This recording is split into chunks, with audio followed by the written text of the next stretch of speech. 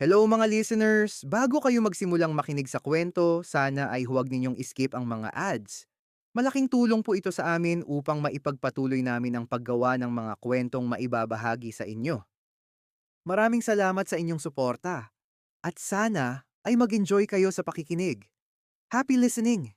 Ako si Robert, 22 years old. Lumaki ako sa probinsya ng Tarlac at ngayon lang ako unang nakapunta sa Maynila. High school lang ang natapos ko dahil sa hirap ng buhay.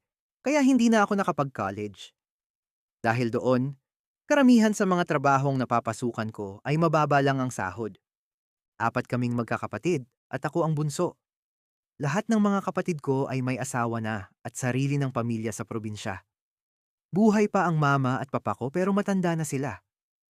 Nagsasaka sila sa sarili naming bukid at iyon lang ang trabahong alam nila sa buong buhay nila.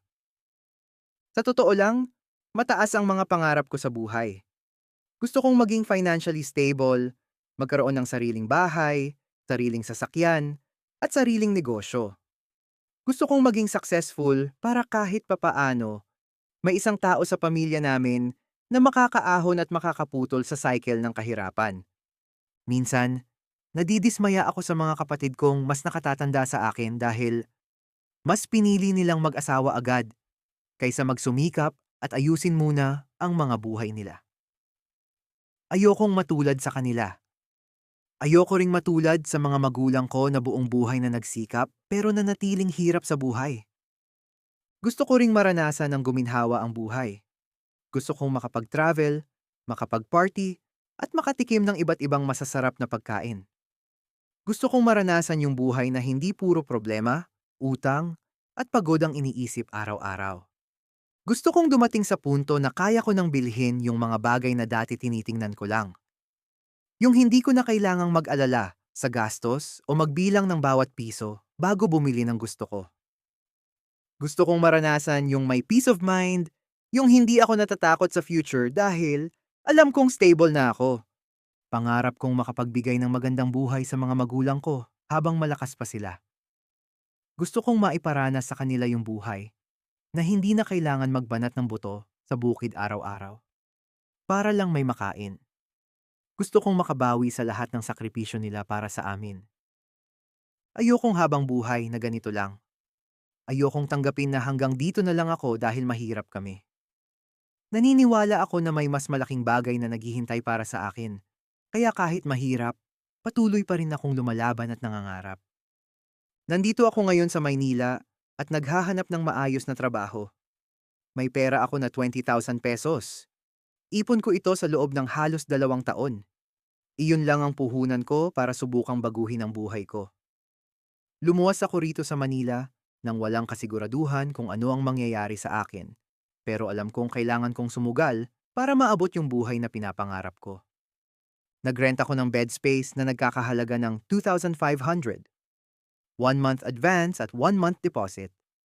Kaya habang tumatagal, lalo akong napipressure dahil kailangan kong makahanap agad ng trabaho bago tuluyang maubos ang pera ko. Araw-araw naglalakad ako sa iba't ibang lugar sa Makati. Halos bawat restaurant, convenience store, o building na madaanan ko, pinapasahan ko ng resume. Kahit pagod na ako kakalakad sa init, tuloy pa rin ako kasi wala naman akong choice. Hindi pwedeng sumuko. Hanggang sa isang araw, may babaeng humarang sa akin habang naglalakad ako. Sinabi niyang headhunter daw siya at tinanong niya ako kung gusto ko raw bang mag-apply sa call center. Madali lang daw ang proseso at may libreng pagkain pa. Sinabi ko sa headhunter na high school graduate lang ako at alam kong baka hindi ako pumasa.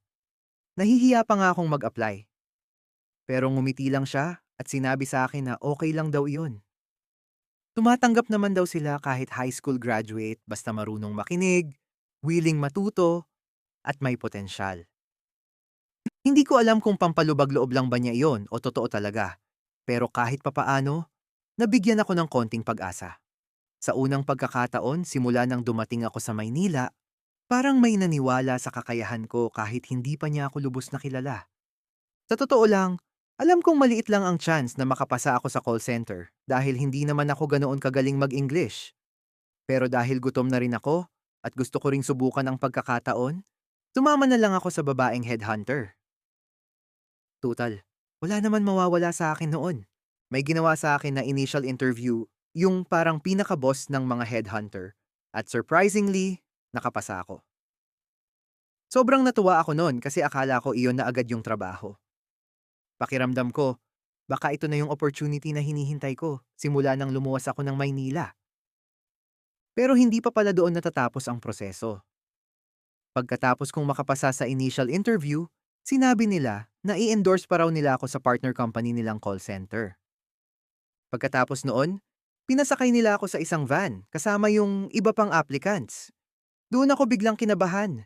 Habang bumibiyahe kami, kung ano-anong pumapasok sa isip ko. First time ko lang kasi sa Maynila, kaya natakot ako na baka scam pala ito o baka kung saan kami dalhin. Pero habang tumatagal, napansin ko naman na marami rin akong kasamang applicant sa loob ng van. May mga katabi akong mukhang kabado rin at may hawak ding mga resume at requirements. Doon ako medyo nakahinga ng maluwag at naisip ko na mukhang legit naman pala talaga yung recruitment process. Pagdating namin sa call center company, doon ko nalaman na Alorica pala yung pangalan ng company at nasa Cubao yung site. Pagpasok pa lang namin, sobrang dami ko nang nakitang applicants. Halos puno yung lobby at bawat sulok may mga taong naghihintay na matawag ang pangalan nila. Umupo lang ako sa isang gilid at sinabi sa amin na hintayin na lang daw na tawagin yung pangalan namin.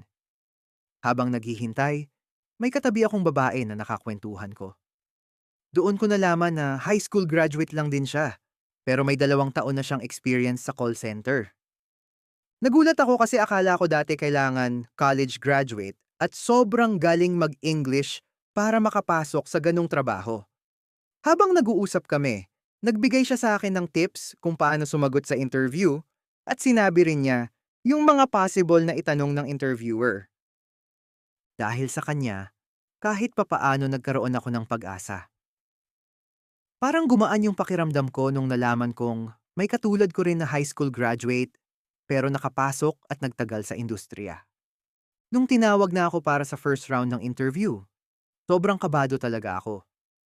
Halos nanginginig pa nga yung kamay ko habang sumasagot. Pero laking gulat ko nang sabihin nilang pasado ako. Hindi ako makapaniwala sa sarili ko. Pagkatapos noon, sunod-sunod na yung proseso. Nakapasa rin ako sa mga exam at assessments. Habang tumatagal, lalo akong kinakabahan pero mas lumalakas din yung loob ko dahil bawat stage na nalalampasan ko, pakiramdam ko, unti-unti nang nagiging posible yung pangarap ko. Hanggang sa umabot ako sa final interview. Halos madaling araw na nung umabot ako sa final interview kaya sobrang gutom at pagod ko na. Pero kahit ganon, nag-research pa rin ako tungkol sa mga possible na itanong sa interview at pinaghandaan ko talaga yung mga sagot ko. Tinulungan din ako ng babaeng nakasama ko sa paghihintay. Binibigyan niya ako ng tips at pinapalakas niya yung loob ko. Kaya kahit kinakabahan ako, excited din ako. Pero nung ako na yung tinawag para sa final interview, doon na bumagsak lahat. Hindi ako nakapasa. Sinabi lang sa akin na pwede naman daw akong bumalik after 30 days para mag-apply ulit. Sobrang lungkot ko nung mga oras na yon. Pakiramdam ko, bumalik na naman ako sa umpisa. Umuwi akong gutom, pagod, at sobrang disappointed sa sarili ko. Habang naglalakad ako pa uwi, iniisip ko, kung tama ba yung ginawa kong pagpunta sa Maynila kahit wala akong kasiguraduhan. Pero kahit nasaktan ako sa rejection na yon, hindi ako tumigil. Kinabukasan, nag-apply ulit ako sa iba't ibang call center. Araw-araw akong nagpa-practice ng English interview. Minsan, nagsasalita ako mag-isa sa harap ng salamin. Paulit-ulit kong sinasanay yung sarili ko kung paano sumagot ng maayos at may confidence. Hanggang sa dumating yung araw na natanggap ako sa isang call center sa Pasay. Ibex yung pangalan ng company. Sobrang saya ko nung nalaman kong hired ako. Pakiramdam ko noon, unti-unti nang nagbubukas yung oportunidad para mabago ko yung buhay ko. Yung offer sa akin, 20,000 pesos monthly, may 1,000 pesos allowance pa at 10% night differential. Para sa ibang tao baka normal lang na sahod yun. Pero para sa akin, sobrang laki na nun. Sa mga dati kong trabaho kasi, halos 10,000 pesos lang ang sinasahod ko bawat buwan. Kaya nung natanggap ako, inayos ko agad lahat ng requirements ko. Excited na excited akong magsimula dahil pakiramdam ko, iyon na yung unang totoong hakbang papunta sa mga pangarap ko sa buhay. Natapos ko na lahat ng requirements at dumating na yung araw ng training ko. Sobrang kinakabahan ako noon dahil first time kong papasok sa ganong klaseng trabaho. Dahil night shift yung schedule ko, maaga akong pumasok kasi ayokong malate. Ayokong masira agad yung first impression nila sa akin. Pagpasok ko sa training room, ang dami namin. Para kaming mga estudyante ulit na nasa first day of school. Isa-isa kaming pinatayo para magpakilala sa harap. Habang nakikinig ako sa mga kasama ko, lalo akong naiilang sa sarili ko. Yung iba kasi college graduate, may mga experience na sa call center at magagaling magsalita ng English. Naisip ko tuloy kung bagay ba talaga ako doon. Pakiramdam ko ako yung pinakakulelat sa room. Pero habang tumatagal yung training, unti-unti ring nawala yung kaba ko. Marami rin pala kaming first-timer sa call center kaya hindi lang ako yung nangangapa. At higit sa lahat, mababait yung mga kasama ko. Hindi nila ako hinusgahan kahit high school graduate lang ako.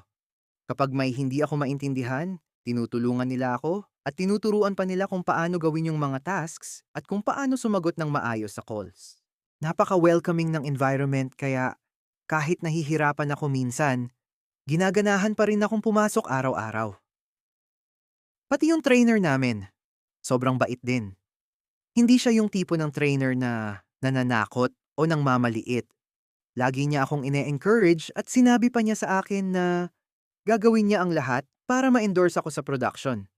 Healthcare pala yung account na hahawakan namin. Mas lalo akong kinabahan dahil alam kong seryosong account yon at kailangan maingat sa pakikipag-usap sa mga customers.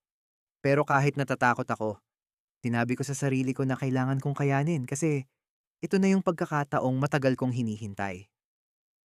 Grabe, ang dami palang healthcare terminologies, tapos ang dami ring tools na kailangang gamitin, sabi ni Travis habang nakatingin sa monitor namin. Si Travis yung naging pinaka-close ko sa training. Nagkaroon agad kami ng connection dahil pareho kaming first-timer sa call center at parehong nangangapa sa lahat ng bagay. Kapag may hindi ako maintindihan, siya agad yung una kong tinatanong. Ganun din siya sa akin. Madalas kaming magkatabi sa training room habang nagno-notes at nakikinig sa discussion ng trainer. Minsan, napapatingin na lang kami sa isa't isa kapag may bagong topic na hindi namin maintindihan. Gagi, hindi ko alam kung kaya ko ba talaga mag-call center. Sa tools pa lang, ang hirap na. Ang dami masyado, sagot ko sa kanya habang nakatitig sa screen at halos sumakit na ulo ko sa dami ng tools at systems. Tumawa lang si Travis at tinapik ako sa balikat. Siyempre kaya mo yan, kakayanin natin, sabi niya. Gumaan agad yung pakiramdam ko nung narinig ko yon. Mabait si Travis at napaka-positive ng outlook niya sa buhay. Kahit nahihirapan kami sa training, lagi siyang may energy at marunong magpatawa. Para bang wala siyang problemang iniisip sa buhay. Pero sa totoo lang, hindi naman niya kailangan mag-call center. College graduate siya at galing pa sa magandang university. May kaya rin yung pamilya nila, kaya hindi niya kailangang magtrabaho para mabuhay o tumulong sa gastusin. Kaya nagulat ako nung sinabi niya sa akin na pampalipas oras lang daw niya yung pagka-call center. Kinukulit na raw kasi siya ng daddy niya na sumunod sa abroad, sa Canada. At kukunin na siya after 6 months. Ayaw niya lang daw tumambay sa bahay habang naghihintay. Habang kinukwento niya yon, napaisip ako. Ang layo pala ng buhay namin sa isa't isa. Siya, may choice kung gusto niyang magtrabaho o hindi. Ako, kailangan kong kumapit sa trabahong ito dahil nakasalalay dito yung pangarap ko at future ng pamilya ko. Pero kahit magkaiba kami ng estado sa buhay, hindi niya ipinamukha sa akin na mas mababa ako sa kanya. Tinuring niya pa rin akong kaibigan at pantay. Siguro kaya lalo ko siyang naging close dahil bihira akong makatagpo ng taong ganoon. Marami akong naging ka-close at kaibigan sa training room, pero si Travis talaga yung masasabi kong pinaka-solid na naging kaibigan ko doon. Sa lahat ng tao na nakilala ko sa training, siya yung pinaka-totoo at pinaka-komportable akong kasama. Madalas niya rin akong ilibre ng lunch. Kadalasan kumakain kami sa Jollibee o Mang Inasal pagkatapos ng training. Tapos siya, lagi yung nagbabayad. Noong una, tumatanggi pa ako dahil nahihiya ako. Ayokong isipin niya na umaasa ako sa kanya o nakikisabay lang dahil libre. Pero lagi lang siyang tumatawa at sinasabing okay lang daw yon. Sa totoo lang, naiinggit ako sa buhay niya minsan. Hindi dahil may pera sila, kundi dahil ang gaan ng buhay niya kumpara sa akin. Pero kasabay nun, nakakaramdam din ako ng hiya dahil pakiramdam ko, hindi kami pantay. Marami ring nagkakagusto kay Travis dahil gwapo talaga siya. Matangkad siya, maputi, maayos manamit tapos sobrang manly niya. Minsan nga, may mga agents na bigla na lang pumapasok sa training room kunwari para kamustahin yung trainer namin o may itatanong daw. Pero halata naman na si Travis talaga yung pakay nila. Kapag nangyayari yon, tinatawanan na lang namin. Minsan, inaasar pa siya ng buong training room. Yes! Finally may sahod na. Kain tayo sa labas. It's my treat. Sabi ko, habang tinitingnan ko yung online banking ko at na nakikita ko na pumasok na yung unang sahod ko. Sobrang saya ko noon. Parang biglang nawala lahat ng pagod at hirap ng training. Agad kong inaya si Travis na kumain sa labas.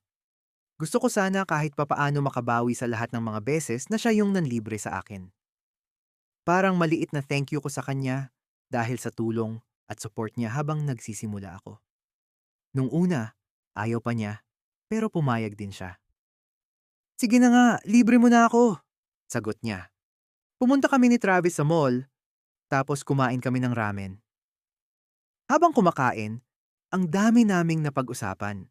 Mga nangyari sa training, mga kalokohan sa loob ng room, at kung gaano ka-overwhelming pero exciting yung bagong phase ng buhay ko.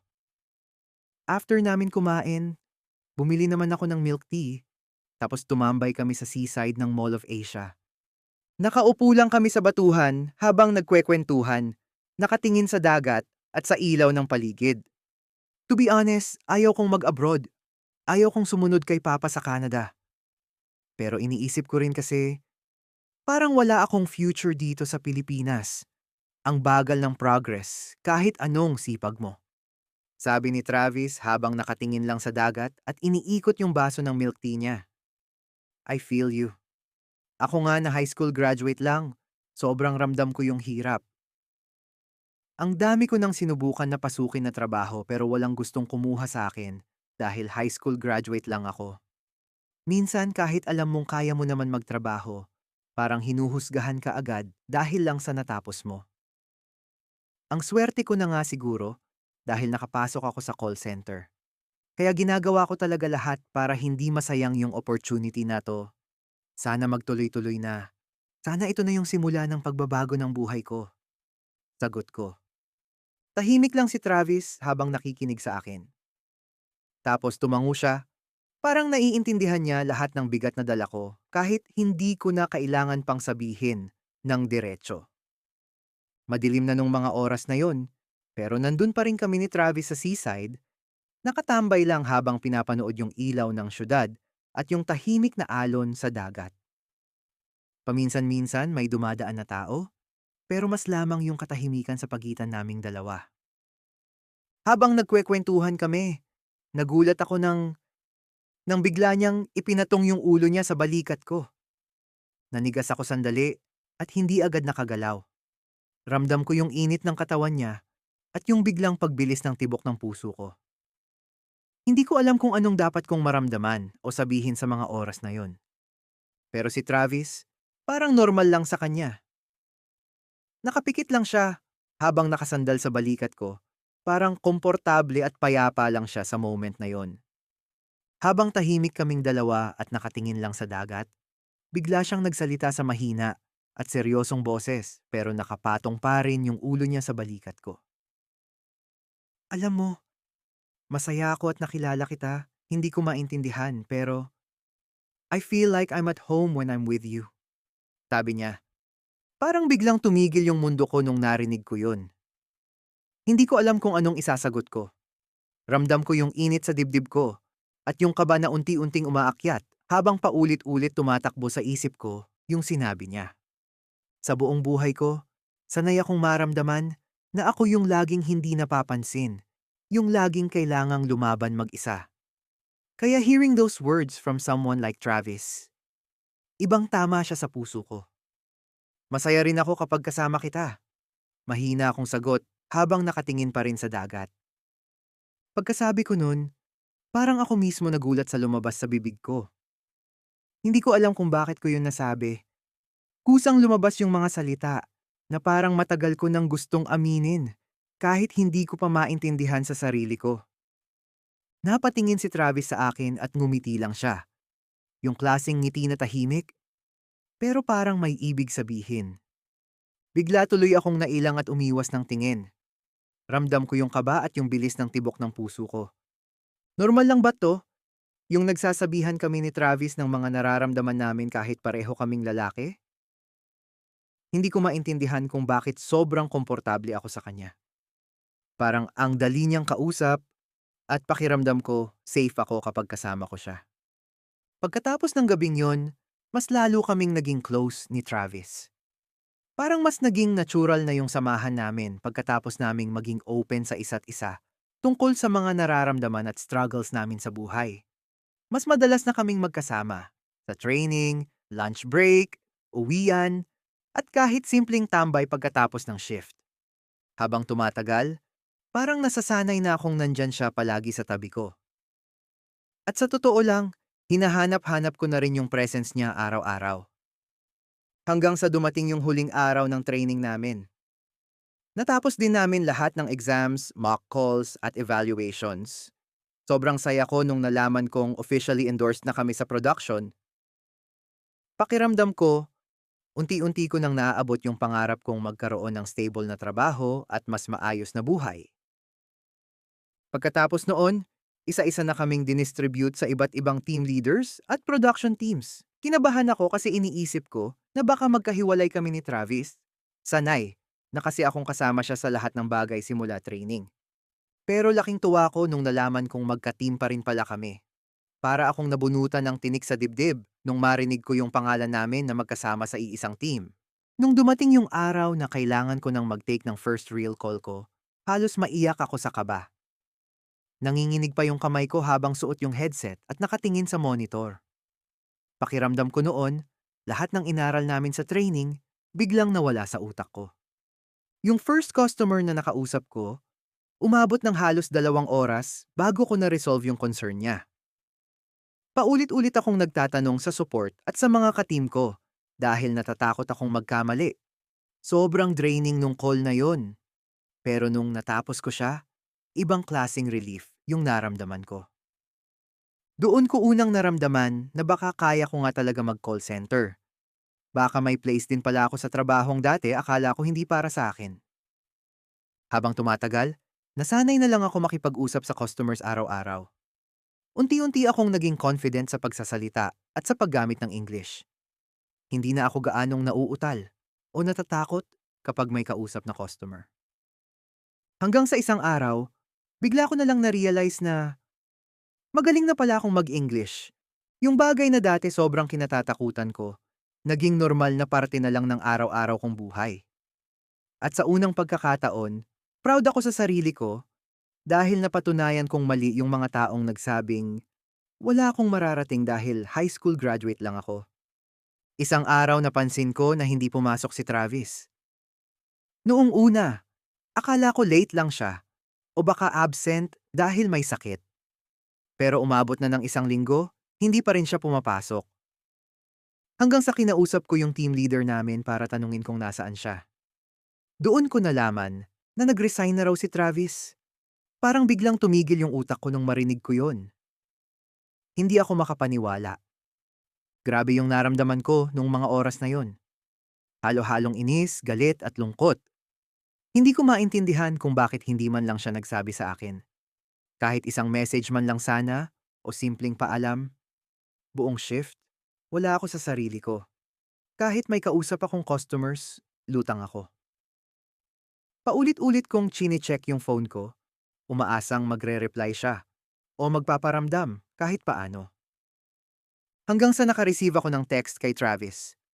Punta ka sa seaside. Gusto kita makita, sabi niya sa text. Sandali akong natigilan nung nabasa ko yon. Parang ang daming pumasok sa isip ko, inis, lungkot, galit. Halo-halo na yung emotions ko pero pumunta agad ako sa seaside para makita siya. Habang papalapit ako, kabado ako, at hindi ko alam kung ano ang aasahan ko. Galit pa rin ako dahil sa bigla niyang pagkawala at sa hindi niya pagpaalam. Pagdating ko doon, hinanap ko agad siya sa paligid, tapos nakita ko siya. Lumapit agad ako sa kanya.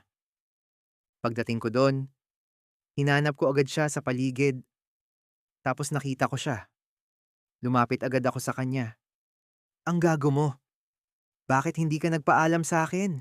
Hindi ka man lang sumasagot sa text, tawag, o chat ko. Naiinis ako sa'yo, sabi ko habang ramdam na ramdam ko yung galit at sama ng loob ko. Tinulak ko siya ng bahagya, pero bigla niya akong niyakap. Sorry, hindi ko kayang magpaalam sa'yo. Baka kasi kapag nagpaalam ako, hindi ko makaya na umalis na. Pupunta na ako sa Canada mamaya. Medyo napabilis yung mga papers na hinihintay ko. Sabi niya. Tapos napansin ko na may luha sa mata niya. Parang biglang bumagsak lahat ng inis ko sa narinig ko. Pero kasabay nun, nasasaktan ako kasi aalis na siya. Natahimik na lang ako. Hindi ko alam ang sasabihin ko tapos bigla siyang nagsalita ulit. Alam mo, ilang araw na akong umiiyak. Iniisip kita. Parang mamatay ako kapag naiisip ko na aalis na ako at hindi kita makikita na. Nasasaktan ako kasi mahal kita. Mahal kita, hindi lang biglang kaibigan, sabi niya. Nagulat ako sa sinabi niya. Hindi ko alam ang isasagot ko. Pero alam ko sa puso ko na mahalaga siya sa akin. Mahalaga din siya sa akin, hindi bilang kaibigan lang. Mahalaga siya sa akin kasi mahal ko na rin siya. Huminga ako ng malalim, ramdam ko pa rin yung bigat ng dibdib ko at yung panginginig ng boses ko. Alam mo, mahal din kita. Hindi lang bilang kaibigan, mahal din kita, Travis. Ewan ko, siguro bakla ako na nahulog na rin sa'yo, sabi ko. Lumapit sa akin si Travis tapos bigla niya akong hinalikan. Ang tagal ng halik na yon. Pakiramdam ko kami lang tao sa mundo. Tapos nung nagkalas na yung mga labi naming dalawa, nagsalita siya. Bakit hindi mo sinabi sa akin noon na gusto mo ako? Tanong niya. Baliw ka ba? Lalaki ka. Lalaki ako. Nakakahiya naman na umamin ako sa'yo. Baka layuan mo ako. Hindi ko kaya na iwasan mo ko. Sagot ko. Ang manhid mo. Ang daming beses ko nang nagparamdam sa'yo. Sabi niya. Kahit nagkaaminan kami ni Travis ng nararamdaman, hindi ko pa rin siya napigilan na pumunta ng Canada. Sabi niya, 1 year lang daw siya doon at babalik din siya sa Pilipinas. Masakit. Pero pinanghawakan ko yung sinabi niya. Gusto ko siyang hintayin. Gusto kong maniwala na kakayanin namin yung distance. Nung gabing iyon, naging official kami. Boyfriend ko na siya at boyfriend niya na rin ako. Parang ang bilis ng lahat. Alam naming magiging long distance yung relasyon namin, pero pareho naming sinasabi sa isa't isa na kakayanin namin. Na kahit mahirap, pipiliin pa rin namin yung isa't isa. Bago siya umalis, nag-check-in kami sa isang hotel na malapit lang. Nagbembangan kami ng malala. Binigay ko yung sarili ko sa kanya at binigay din niya yung sarili niya sa akin. Nasa Canada na ngayon si Travis. Long distance relationship na kami ngayon, pero kahit ganoon, sinisigurado naming hindi kami mawawala sa isa't isa. Halos araw-araw kaming nag-video call. Minsan pagod siya sa work, minsan ako galing night shift, pero kahit saglit lang, pinipilit naming mag-usap. Yung simpleng kamusta ka at kumain ka na ba? Naging routine na namin na parang hindi kumpleto ang araw kapag hindi namin naririnig ang isa't isa. May mga araw na masaya, kwentuhan lang ng nangyari sa araw namin. May mga araw din na tahimik lang. Mahirap ang long distance relationship. Pero we made a promise na kakayanin naming dalawa, hihintayin ko siya. Miss ko na yung bembang niya. At kapag dumating siya, magbembang kami ng walang sawa. Don't miss out on our latest wild and unfiltered stories. Subscribe now to The Vibe is Unfiltered on YouTube, and follow us on X, Instagram, and TikTok at The Vibe is Unfiltered. For extra updates and more kwento, like and follow our Facebook page, The Vibe is Unfiltered. Stay tuned! Mas marami pa kaming pasabog na stories for you.